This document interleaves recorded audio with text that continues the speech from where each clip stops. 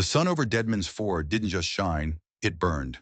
It baked the dust on the main street into a fine, choking powder that rose with every footstep, with every turn of a wagon wheel. But nobody was paying attention to the heat or the dust. Every eye in that town was fixed on one thing, a small, slumped shape tied to the courthouse fence. It was a foal, but barely. Its ribs poked out like the teeth of a saw. Its coat was a mess of patches and dirt. And its legs trembled so hard it could barely hold its own weight.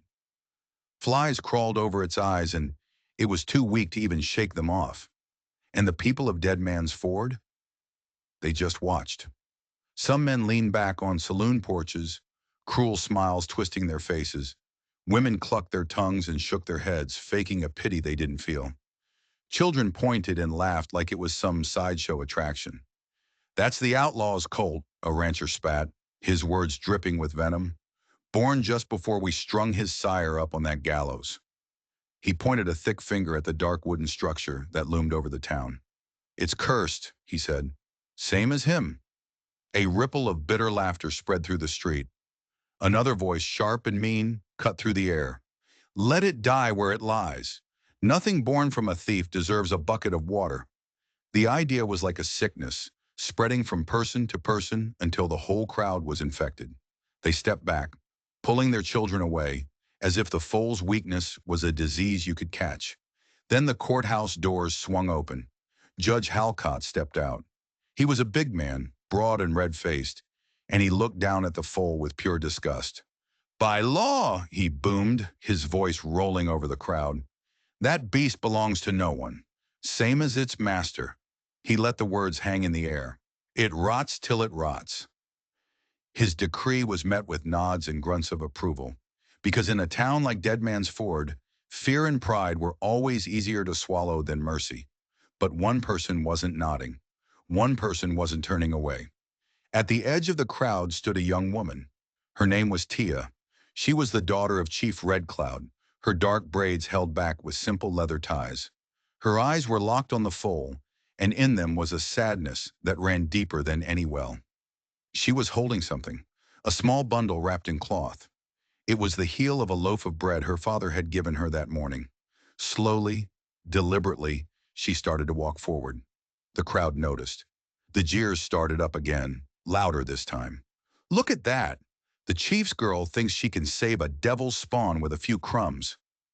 A man with a tobacco-stained beard barked out a laugh. "You feed that thing, and you'll carry its curse right back to your people." But Tia didn't even flinch. Her face was a mask of calm determination. She knelt in the dust, the filth of the street soiling her simple dress. She unwrapped the bundle and held the bread out in her palm. Her voice was a whisper, but in the sudden quiet, everyone strained to hear it. "A colt does not choose the rope its father wore."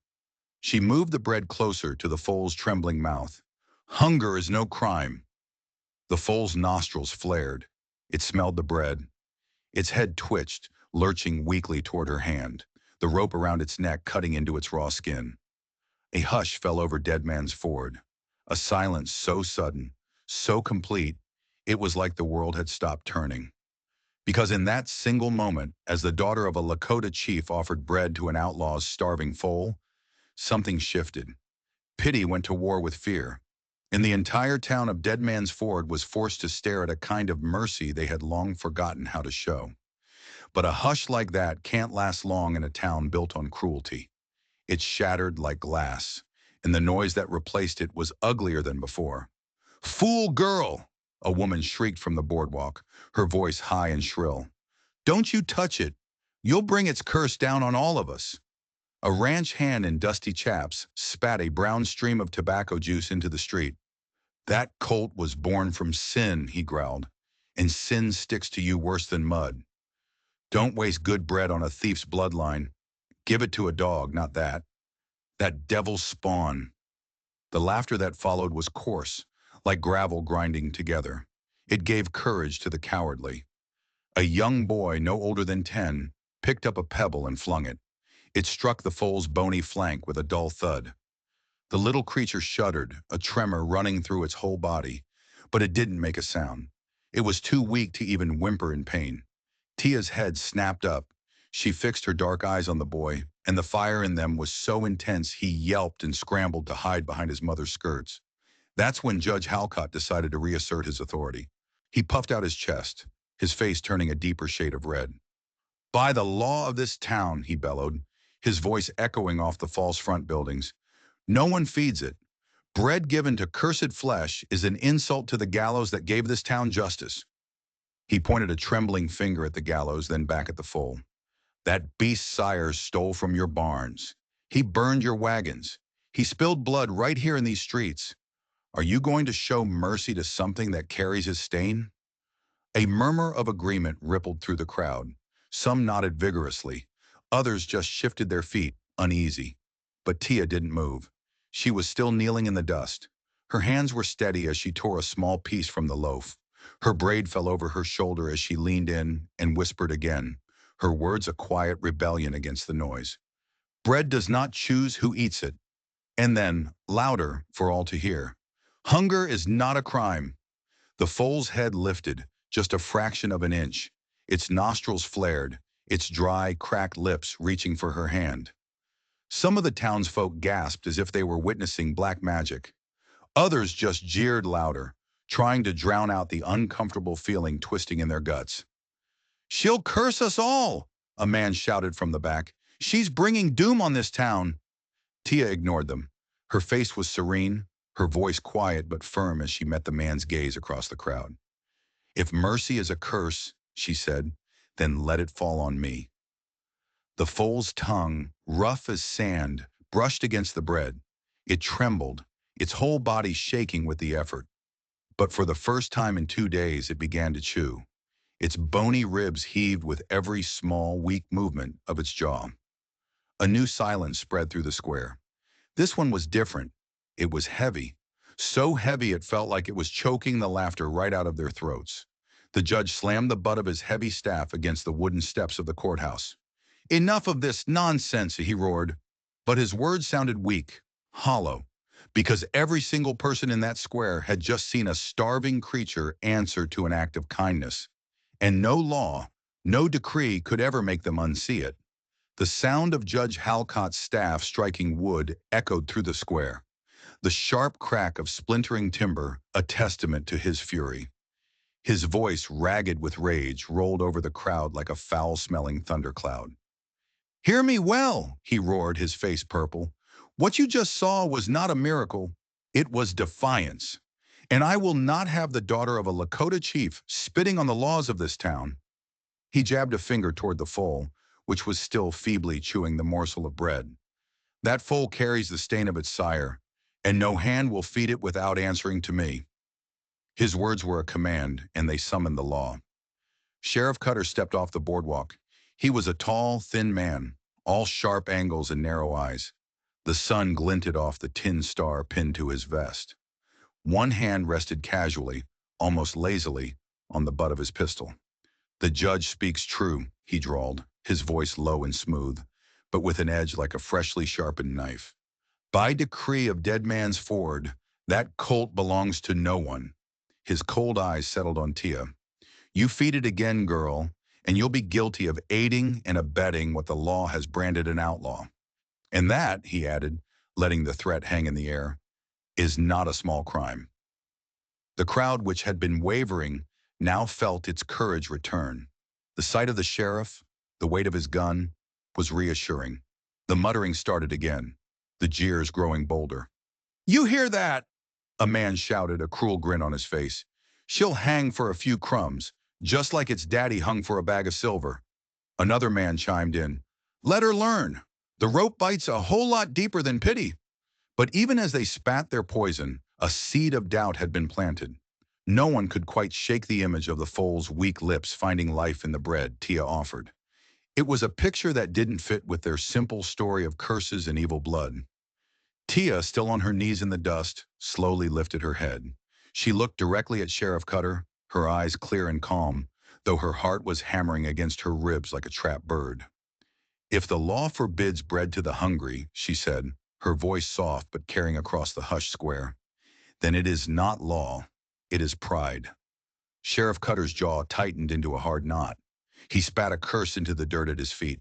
Pride or not, he hissed, it rules this town, not you. It was then that another figure stepped out of the shadows. He had been watching from the shade of the mercantile's awning, a quiet cowboy nobody paid much mind to. His name was Daniel Elias Ward. His boots crunched on the gravel as he walked into the sun.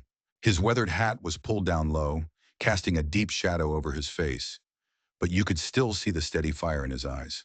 He spoke low, but his words cut through the tension like a razor. "She gave food, Sheriff," he said, his voice calm and even. "That's no crime in God's book, and if it is in yours, well, maybe it's the book that's cursed." A new murmur went through the crowd. This wasn't the sound of jeering or anger. It was the sound of surprise, of shock. Judge Halcott's face went from purple to a shade of red that seemed impossible. The staff in his hand quivered with his rage. "You'll hold your tongue, Elias," he sputtered, "or I'll see you fined for insolence." But the threat was empty. It had no power, because everyone was looking at the foal. It was still chewing, crumbs of bread clinging to its lips. And that small, simple act spoke louder than any decree. Tia, her hands surprisingly steady, tore another piece from her loaf. Sheriff Cutter's hand twitched, his fingers brushing the handle of his pistol. But he didn't draw. Not yet. The whole town of Dead Man's Ford held its breath, trapped in the dust between law and mercy, waiting to see which one would break first. The sheriff's hand fell away from his pistol, but his eyes, narrow and hard as flint, swept over the crowd. He was a man who knew how to use fear as a tool, and he could feel his control slipping. "Enough of this farce!" Cutter's voice was a low growl that sliced through the thick, hot air. "The colt is a curse, same as its outlaw sire, and any mercy shown to it is treachery against this town. I will not waste another sunrise on weakness." He paused, letting his gaze land on every face, daring them to challenge him. "By my order," he declared, his voice rising to a shout, "the beast is to be put down before nightfall." The words cracked over the square like a whip. A ragged cheer went up from some of the men, the ones most eager to prove their loyalty to the law, the ones who feared a curse more than they valued a life. But the cheer was cut short by gasps of dismay, because the foal had stirred again. It had lifted its head, just a little higher this time, its eyes fixed on the girl's hand. And there was something in that small, fragile movement that touched the hearts that hadn't yet been hardened by the town's cruelty. Tia rose slowly to her feet. The small loaf of bread was clutched tightly in her hand, held against her chest like a shield. The sun caught in her dark braids, and her eyes burned with a quiet, steady fire. "You would kill what is hungry?" she asked, her voice low but unwavering. "You would strike the life from a colt that has harmed no one?" Sheriff Cutter sneered, his lip curling back to show his teeth. "Life born from a thief carries a thief's shadow," he spat. "It's better to end it here than to let it grow and spread more ruin." Judge Halcott, seeing his authority reaffirmed, lifted his staff high and slammed it down on the stone steps. The booming crack echoed like a death knell. "So it is decreed," he shouted, his jowls quivering. "By sundown, the outlaw's foal dies." The words rolled through the square like a dark tide. The crowd surged, a confusing mess of jeers and whispered doubts. But all eyes were fixed on the same two figures, the doomed foal and the young woman who stood before it like a lone sentinel. Elias Ward stepped closer, his boots grinding into the gravel. His face was calm, weathered as an old saddle, but his voice was sharp as a spur. "Sheriff," he said, his voice cutting through the noise, "you kill that foal, and you'll kill more than just flesh and bone. You'll kill the last ounce of decency this town has left." His words fell into a sudden, dangerous hush. Cutter squared his shoulders, his hand once again brushing the worn leather of his pistol holster. "Then maybe," he said, his voice dropping to a deadly whisper, "decency doesn't belong here." The standoff crackled in the air. Fear and fury and a strange, new kind of hope all mingled together, so thick you could taste it. The crowd instinctively edged back, as if the very dust beneath their feet might burst into flame. And through it all, the foal just stood there, tethered to the fence, its thin ribs rising and falling with each ragged breath. Its eyes were fixed on the bread still clutched in Tia's hand, as if life itself was hanging by the single, fragile thread of her defiance. The sun climbed, a merciless white disk in a bleached-out sky. It beat down on the square, on the faces of the crowd, on the trembling body of the foal. The sheriff's decree, death by sundown, hung over them all like a physical weight, a noose tightening around the town's neck. The foal sagged against its rope, its sides heaving. Its tongue, blackened and swollen with thirst, lolled from its mouth. The people watched, some still jeering, others murmuring in low tones, but none of them could look away. They were held captive by the sight of this small creature's suffering and by the girl who stood between it and the law. Tia's fingers were wrapped so tightly around the small loaf of bread that her knuckles were white. It was the last of her food for the day, given to her by her father at dawn. The crust was hard, but its weight in her hand felt immense, heavy with a meaning that went far beyond simple sustenance. She lifted it. She held the bread high for everyone to see.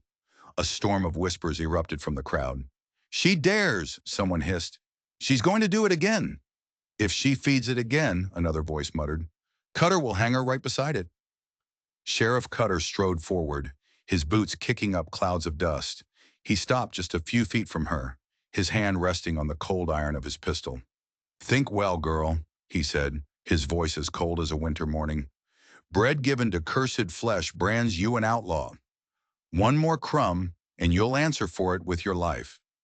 The judge, from his position on the courthouse steps, slammed his staff down again.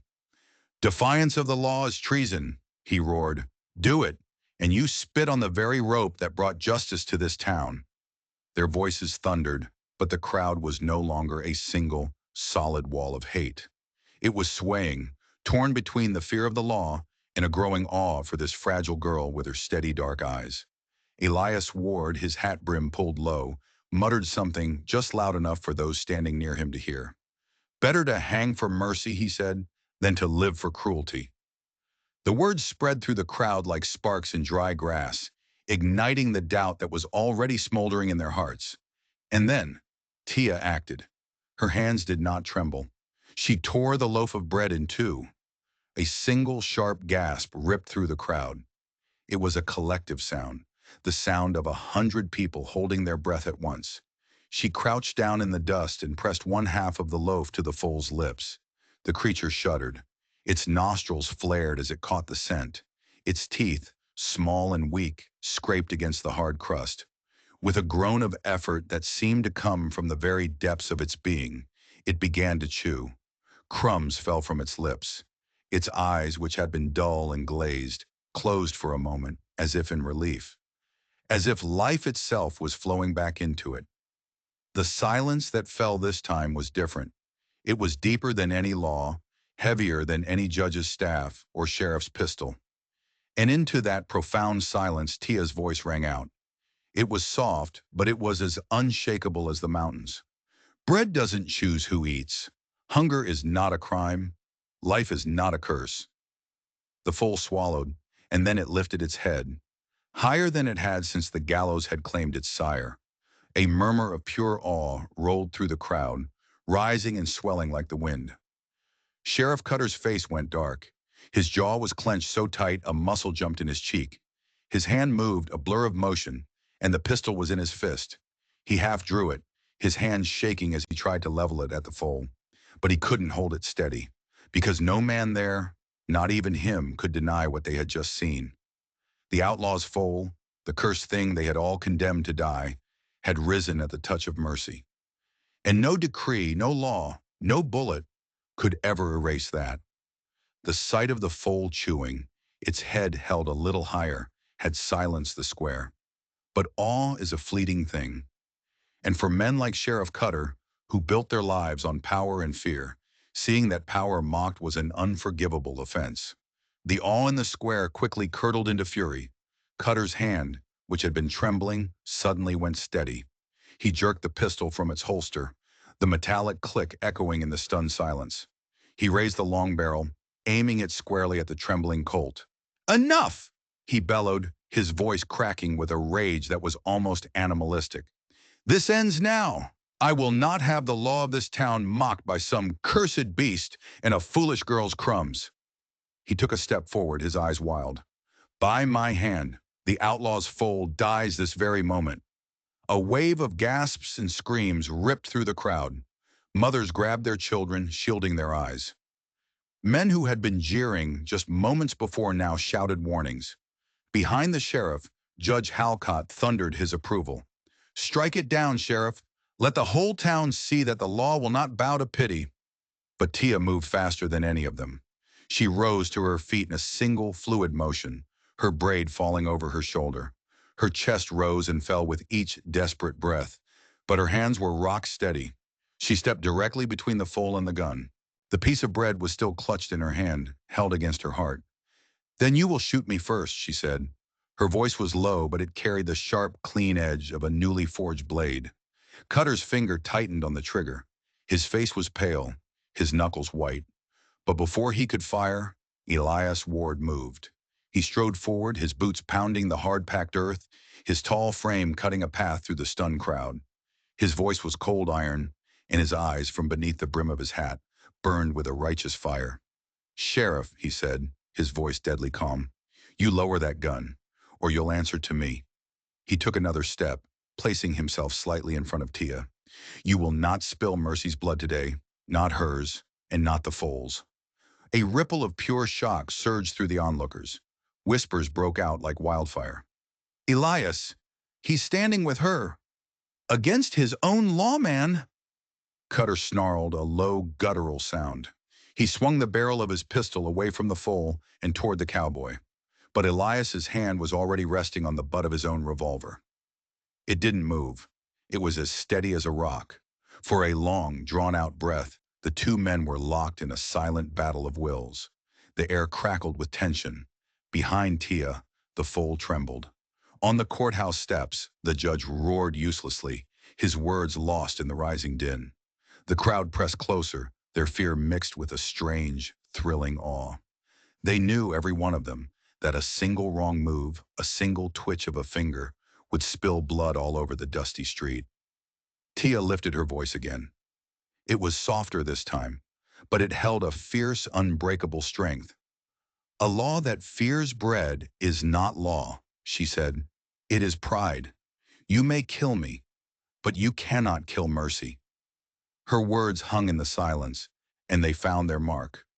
Even the men who had jeered the loudest now faltered, their eyes darting between the girl, the cowboy, and the starving foal that had somehow found the strength to raise its head. Sheriff Cutter's jaw was clenched. His hand on the trigger trembled. But the shot never came, because in that moment he felt it. He felt the weight of the entire town's gaze shift. He felt their faith slipping away from the cold, hard iron of the law and moving toward the fragile, impossible mercy that was being born in the dust and the bread. The sheriff's hand shook, the barrel of his pistol wavering. The weight of Elias Ward's unwavering gaze. The heavy silence of a crowd that was no longer on his side. It was too much. With a curse spat into the dirt, he jammed the pistol back into its holster. But the fury in his eyes burned hotter than ever. So be it, he growled, his voice thick with venom. If the girl wants to stand in front of it, fine. Then I'll drag the beast where no girl and no washed-up cowboy can shield it. I'll let the whole town see the law done right, before sundown. He jerked his head, a sharp signal to two of his deputies who had been hovering nearby. They pushed roughly through the crowd, their faces grim, their hands grabbing the frayed rope tied around the foal's raw neck. A collective gasp went up as the creature stumbled, its weak legs folding beneath it. But the deputies just yanked harder, dragging its trembling body across the dusty ground. They were heading for the gallows. The square erupted into chaos. Mothers began to weep openly. Children cried out at the sight of the foal's heaving ribs. Men shouted, some in support of the sheriff, some in protest. Tia darted after them, the remaining bread still clutched in her hand, her braids swinging behind her. Her voice, desperate and pleading, cut through the din. Stop, it has done no wrong. It carries no man's sin, only its own hunger. Cutter sneered over his shoulder, his face a twisted mask of hate. Then let hunger end it, where justice ended its sire, he shouted back. The gallows took the father, and the noose will shame the colt. A few of the cruelest men laughed, but most of the crowd fell silent, a creeping horror dawning on their faces as they realized what he meant to do. The deputies dragged the foal right up to the base of the gallows, the same spot where the outlaw had taken his final breath. Its thin body collapsed in a heap against the dark, weathered wood of the scaffold. Elias shouldered his way through the throng, his voice cutting like a whip. "Sheriff, you've lost your soul," he yelled. "That's not law. That's just vengeance against a pile of bones that can't strike back." Cutter whirled around, his whole body shaking with fury. "You'll hold your tongue, Ward, or I swear to God I'll hang you right beside it." But Elias didn't flinch. He planted his feet in the dust, taking his place at Tia's side. His hand was close to his revolver, his voice steady as he met the sheriff's crazed eyes. "You'll hang no one today," he said. "Not a man, and not a colt whose only crime is to be hungry. Not while I stand." The crowd swelled around them, a churning sea of conflict. Shouts of "Law! Law!" were met with cries of "Mercy! Mercy!" The town square was boiling over with rage and doubt. And above it all, at the foot of the gallows, the foal's head sagged. Its tongue lolled out. Its breathing was shallow and ragged. Tia knelt beside it one more time. Tears were streaming down her face now, tracing clean paths through the dust on her cheeks. She pressed the last piece of the crust to its lips. "Breathe," she whispered, her voice choked with emotion. "Just breathe once more." The colt's jaw worked feebly. A few crumbs fell from its mouth into the dirt. And for the first time since dawn, its ears twitched at the sound of her voice. A fragile, breathless hush rippled out from the gallows, silencing the entire square. The foal lay in a crumpled heap at the base of the scaffold. Its sides fluttered with each shallow, painful breath. Its eyes were glazed over with exhaustion and pain, but they still flickered toward the scrap of bread in Tia's palm. The town gathered around, a jagged circle of faces, twisted with a strange mix of emotions. They were hungry for a spectacle, but they were also terrified of what they were about to witness. Sheriff Cutter strode forward, his spurs striking sparks from the hard-packed earth. He was holding something new now, a length of rawhide whip coiled in his fist like a sleeping snake. His voice rose over the restless murmur of the crowd. "This ends now, right here, beneath the very shadow that ended its sire. No outlaw's blood will live to mock this town twice." He raised the whip and snapped it hard against the wooden frame of the scaffold. The crack was as loud and sharp as a gunshot. Children screamed and buried their faces in their mothers' skirts.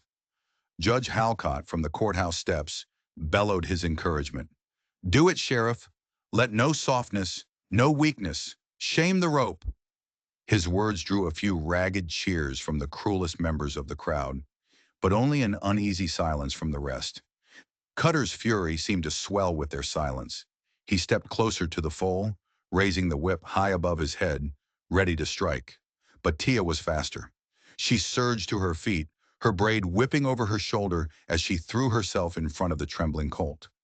She spread her arms wide, a human shield. Her voice, when it came, was broken but full of fire. "Strike it, and you strike me. The rope may have taken its father, but no law can bind the hunger of an innocent." The crowd gasped. Some cried out in fear for her, others in awe of her courage. Cutter's arm froze in mid-swing, the whip hovering in the air. His eyes burned with pure, undiluted rage. Elias Ward stepped forward again, his boots grinding in the dust. His revolver was half drawn from its holster, the steel barrel catching the sun. His voice was like cold steel. "Halcott, Cutter, hear this. You will not lay a lash or a noose on her while I still draw breath. You call this law, but it's nothing but vengeance. And vengeance has no place in a town that calls itself decent." Cutter snarled, lowering the whip just enough to spit on the ground. "Then you'll hang beside her, Ward. The law bows for no one." But even as he spoke the words, something impossible happened. The foal, its nostrils flaring at the scent of the bread still in Tia's trembling hand, took a step, a ragged, staggering step forward. It stumbled, but it didn't fall. It swayed on its spindly legs, right there beneath the heavy gallows beam, as if it wasn't carrying a curse, but the weight of mercy itself. A hush rippled outward, a wave of silent shock that drowned out the sheriff's fury. The sight of that colt, rising to its feet beneath the very noose that had claimed its sire, was more than many of the townspeople's hearts could bear. Tia pressed the bread to its lips, her tears streaming down her face as it began to chew. And the crowd trembled, caught between the iron command of the law and the undeniable miracle of a life that simply refused to surrender. The rawhide whip trembled in Sheriff Cutter's fist. It creaked under his white-knuckle grip, as if the leather itself was resisting the cruelty he intended. For one long, silent moment, the entire fate of Deadman's Ford seemed to balance on the point of his uplifted arm.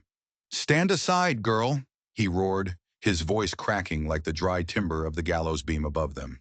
"I will not have this town mocked by a thief's spawn and a fool's pity. The law does not bend for any beast." He lunged forward, the whip arcing high through the air. But before it could fall, Elias Ward stepped directly in its path. His revolver was fully drawn now, its long barrel gleaming in the harsh sun. "Lower it, Cutter," he said, his voice as calm and hard as stone. "You strike her. You strike through me first." A collective gasp went through the crowd. Their whispers split the air. From the steps, Judge Halcott bellowed, "Arrest him! Arrest them both, in the name of the law!" But not a single deputy moved, because in that moment, no one was looking at the guns, or the whip, or the lawmen. Every eye was fixed on the trembling foal beneath the scaffold. Its knees shook, its bony ribs heaved with the effort, and then with a low groan that seemed to tear through the very fabric of the silence, it pushed itself all the way up. It was standing, swaying, yes, unsteady, but it was on its own 4 feet. Its neck was stretched out toward Tia's hand. She pressed the last, final crust of bread to its lips. Her tears fell like rain onto the dust as the colt chewed, lifting its head a little higher. Its eyes seemed clearer now. Its ears flicked back and forth, reacting to the sound that was beginning to swell from the crowd. A woman in the front row covered her mouth with her hand. "It stands," a rancher muttered in a hoarse, disbelieving voice. "A curse doesn't rise from under the rope." And then an old Lakota elder, who had been watching the entire scene in stoic silence, lifted his walking staff and cried out, his voice clear and strong, "Mercy breathes where vengeance fails. The foal lives, and life is no crime." Those words were the spark. They broke the last chain of fear that had held the town in its grip. The crowd erupted, not in jeers, not even in cheers. It was a roar of voices turning, finally, against the sheriff, against the judge, against the suffocating cruelty that had dragged a starving animal to the gallows. Men surged forward, forming a human wall between Cutter and the scaffold. Women pulled their children close, but they didn't look away, and not a single hand was raised in the sheriff's defense. Cutter froze, the whip hanging limp at his side. The color drained from his face, leaving it a sickly pale gray. Elias slowly, deliberately lowered his gun. His voice was sharp with finality. "It's done, Sheriff," he said. "The foal stands, and so does this town's mercy.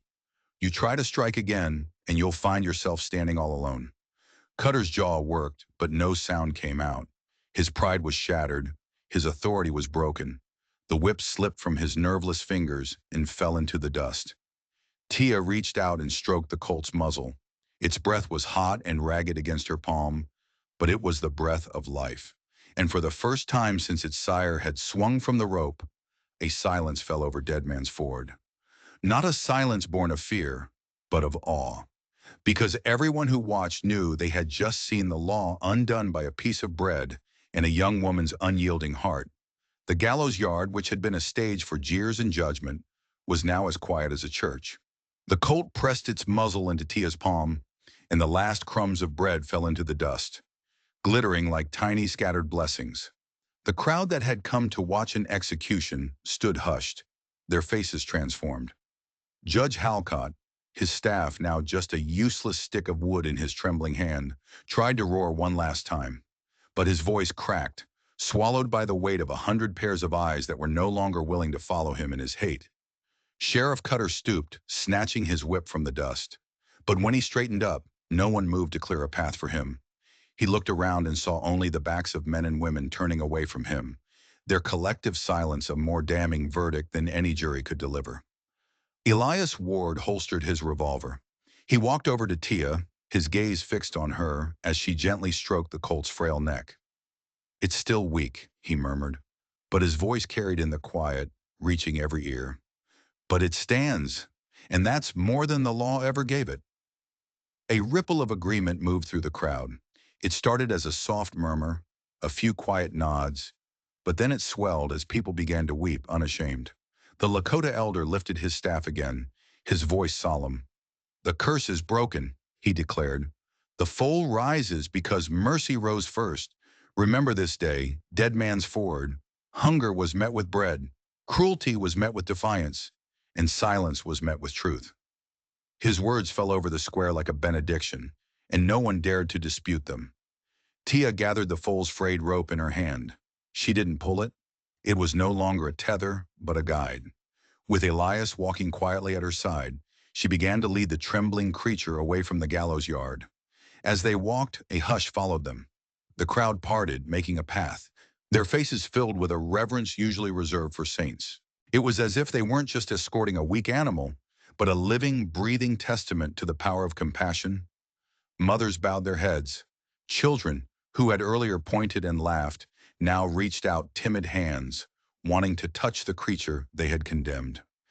Even the hardest-faced men in the crowd lowered their eyes, shamed by the memory of their own cruel laughter from just hours before. When they reached the edge of town, the colt staggered, but it did not fall. Its breathing was still harsh, but it was steady. Tia opened her palm, where a single last crumb of bread remained. She scattered it into the dust at the town's border. "So its curse ends here," she whispered, her voice clear and strong. "Not carried, not feared, not chained. Ended." Elias tipped the brim of his hat in acknowledgement of her words, and together, the three of them, the girl, the cowboy, and the colt, walked out beyond the town gate, leaving Dead Man's Ford behind them. The foal trailed close, its ribs still sharp, its body still weak, but its spirit was, against all odds, unbroken. Behind them the gallows loomed, its empty rope swaying in the breeze, but no man in that town would ever look upon it with pride again.